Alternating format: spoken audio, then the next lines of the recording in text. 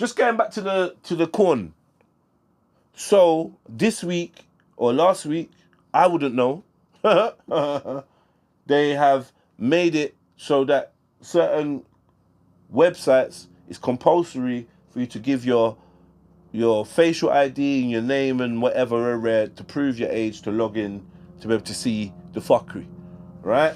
I find that jokes, cause obviously bare people not gonna want to log in, you get me, and go to their little weird category and have that kind of logged in the internet under their name in some way or whatever. That's fuckery, you get me. But I do think that ultimately it's actually a very good thing, making porn less accessible. I think is a good thing. Deep down inside, hopefully a lot more people will catch a break and be able to collect and cultivate their sexual energy, their creative energy, and be able to utilize it in more beneficial ways. Because I do think that hardcore pornography is definitely a scourge psychologically and emotionally of the people, and it's definitely causing a desensitization and a separation and unrealistic perspectives when it comes to sex. Do you know what I mean? On a grown one. So don't log in. Now you've got an extra barrier, because I know you wanted to stop. I know you wanted to chill out. You know you're doing it too much. Men and women, you know you're doing it too much. So now you've got a chance. Don't log in. Don't be the dickhead that goes and uses ID and goes and logs in. You get me? Come on, man. Let's take a break now. It's actually one of the good things that's actually happened. It makes it harder for children to access it. Now, I know people got VPNs and all these things and whatever, you know what I mean? But on the whole, I actually think that was a good move. My concern is that they start with, remember, this is explicit material. So it starts with porn. You know what I mean? Yeah, man. Yeah, porn. No one, yeah. I don't want my son just being able to roll up on the porn site and see, yeah. Great. And we all vote for it. This is the Hegelian dialectic, problem, reaction, solution. Next thing you know, though, so we've had the problem of porn. We've reacted like, yo, this is bad for us. Now they're giving a solution. Next thing you know, the spectrum of what is deemed explicit widens. We've already done it. Like Spotify has now just threatened. Like so Spotify has just threatened that they're gonna have to make it. You have to verify your ID, your age, to be able to listen to Spotify. They threatened. It's not a rule. It's not, but they're threatening. This is where we're going. Music starts getting censored, or they put this privacy wall behind it, in front of it, should I say? Movies, literature, speech, just speech. So the video now of my man saying rare, they're gonna say, okay, this is explicit, or this is sensitive, or this could cause hurt or alarm or whatever to someone. So now you're gonna have to use your passport or your driver's license to verify your age. So now this is a way of obviously logging what people are watching and what people are willing to give their ID up for. This is so it's a slippery slope. With anything that they give you that's good, there's always a backdoor kind of Trojan horse that they're delivering on the sly. You got to look out for that. So who knows where this is going to lead to. But yeah, man, let's move to the next story.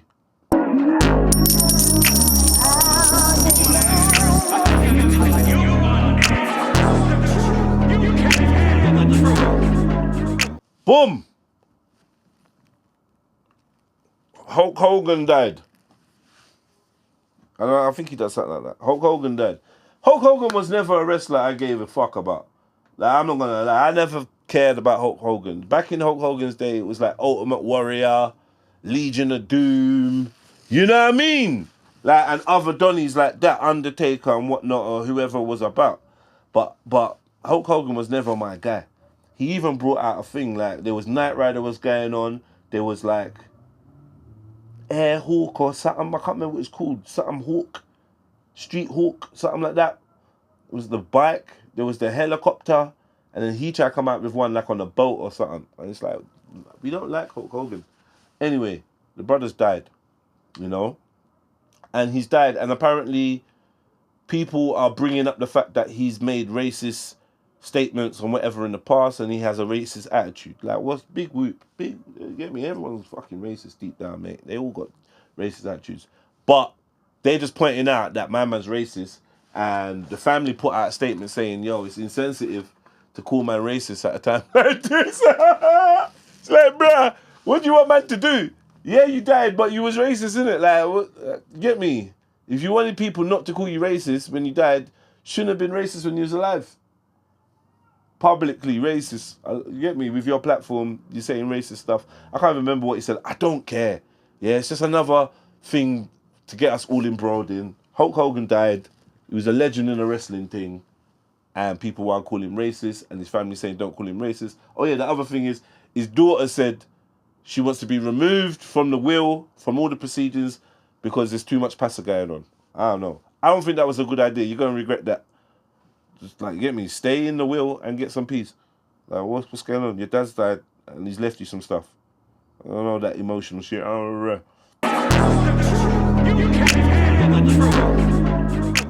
Mike Righteous has been doing tunes.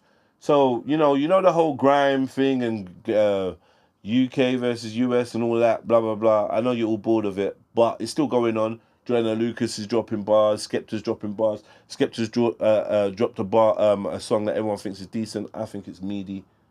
Joanna Lucas has done his thing.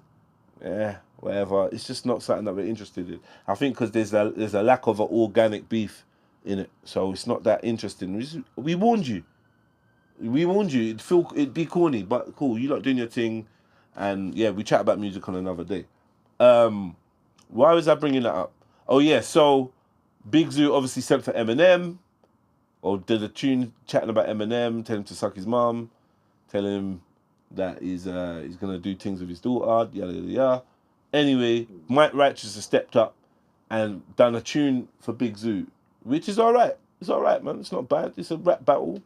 They're going at each other. I want to hear Big Zoo respond. I don't think Big Zoo has responded. Yeah? But Mike Righteous has responded again. So I'm going to play a little clip of that. He's responded, or he's dropped another bar. And I think this is good. This is what we want.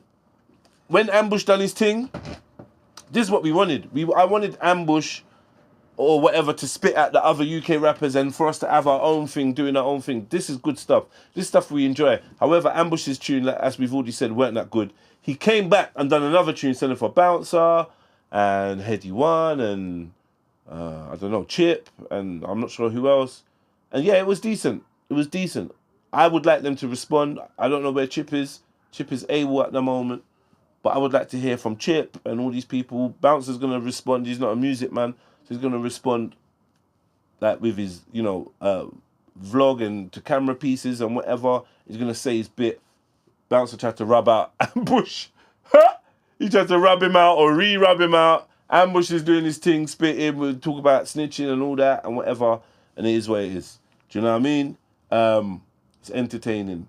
It's gone past the point of anyone really caring. But yeah, I just wanted to point out, Mike Righteous is sending, Ambush is sending, in-house, and UK is now taking the thing of, I don't have to answer to this guy or I don't have to answer to that guy. That's boring, man. Just answer, man. Just answer. Give us what we want. We want a clash. But we don't want that, oh, you guys in America. I don't know, man. It's played out. Do you know what I mean? But we do want a clash. So send for each other. This is what I've been waiting for, man. Big up the UK artists, them and that. You get me? Boom! Tommy Robinson knocks man out in King's Cross Station. Apparently, allegedly, he knocked a man out in King's Cross Station. Yeah? And witnesses come forward to say what he's seen.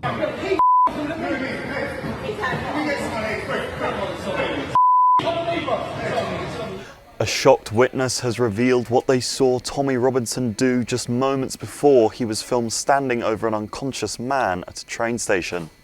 They claim to have seen Robinson, whose real name is Stephen Yaxley Lennon, engaging in an argument with an older man at St Pancras Station in London before punching him so hard it knocked him out. The EDL co-founder was filmed standing over an unresponsive man lying face down on the station concourse on Monday night. The far-right activist is also feared to have fled the country amid an investigation into an alleged assault of a man at the station. British Transport Police said in a statement on Tuesday that a 42-year-old man, who was a suspect in their investigation, had boarded a plane out of the country in the early hours of Tuesday. The witness who filmed the altercation's aftermath told Mail Online how the far-right activist allegedly shouted at the older man to come at me then, before he punched the old man so hard he was knocked out. He had been on the way to catch a train when he heard a loud commotion and arguing at the top of the escalator. He said that as he approached the top, he saw Robinson and an older man facing off and standing very close to one another. The witness claimed that the alleged assault seemed very serious as the man wasn't moving afterwards.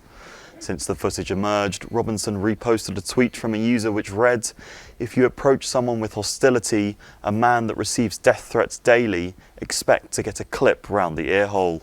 He also reposted a video from a US activist which claims there was 100% more video footage that vindicates Tommy, adding that the other man who was injured in the station was intoxicated and warned 5 times to leave Tommy alone before proceeding to aggressively rush him. The agitated political activist could then be seen leaving down a staircase, while another man can be heard saying, "Quick, quick, can we get someone in here quick?" to staff.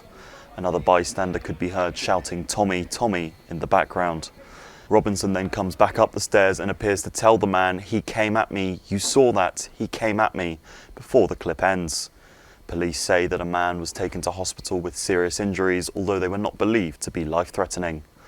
Earlier on Monday, the former EDL leader had filmed himself at the station where he was handing out flyers for an upcoming protest. A police spokesperson said on Tuesday that detectives were continuing to work closely to progress the investigation and bring the suspect into custody for questioning. Boom. Alright, so yeah, Tommy Robinson apparently knocked out a dude. I had a suspicion this dude was an old man, you know. Because when he was laying there, he's got the thing over his head, you can't see it. And I was like, I bet you he's got a head full of grey hair or he's bald, whatever. Because, you know, the reason why, because I don't feel like Tommy can knock out a lot of people. And the brother was drunk. You know, drunk people, they just flop as soon as you tap them. You don't approach people unless you're on the smoke. I'm not condoning it, but I ain't condemning, man. It is what it is, man. I've knocked out there, man. Do you know what I mean? And it happens. He ducked to Tenerife. He ducked. My man said, "I fuck this." I'm sure he's on license or probation. He's ducked to Tenerife. He's dust out like, "Yo, I'm out." You know what I mean? Early morning flight. He's got out of there, which is, I understand. You get me? Let them do their investigation or whatever, and then come to the conclusion that my man started it or was the aggressor and he got smacked. You know what I mean? People get smacked all the time, man. But what I found funny was when this brother got smacked, yeah, the footage I saw yesterday, they'd set up like some hospital surgical fucking tent around him, and they're talking about this giving him a blood transfusion. And there was a clip of some blood on the floor. I'm just like, yo, my man actually got sparked proper and really injured. I know Tommy was worried that my man was gonna kip forever. Eternal kip. Eternal slumber.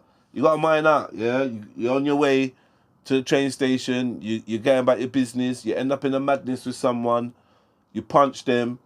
They flop down on the floor, smack their head on that marble in the station, and next thing you know, you're looking at an L plate.